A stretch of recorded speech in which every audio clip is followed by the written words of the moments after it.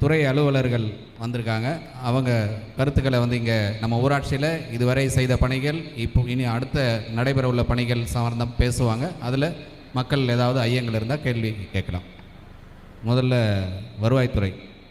வணக்கம்மா, என் பேர் ராஜேஷ். நான் வருவாய் அலுவலராக இருக்கேன். அதனால் நிலம் சார்ந்து பட்டா சார்ந்து சந்தேகங்கள் இருந்தால் என்கிட்ட நீங்கள் கேட்கலாம்.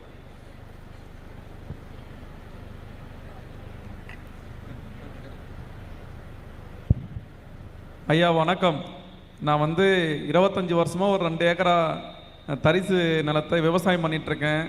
பட்டா கேட்டு தாசில்தார் அணுகியிருக்கேன், மாவட்ட ஆட்சியர் அணுகியிருக்கேன், சிஎம்சிஎல்லில் பெட்டிஷன் போட்டிருக்கேன். ரொம்ப நாளாக பட்டாவே இல்லை. இப்போ கூட சிஎம்சிஎல்லில் பெட்டிஷன் போட்டேன், ஆன்கோயிங் அப்படி தான் சொல்கிறாங்க.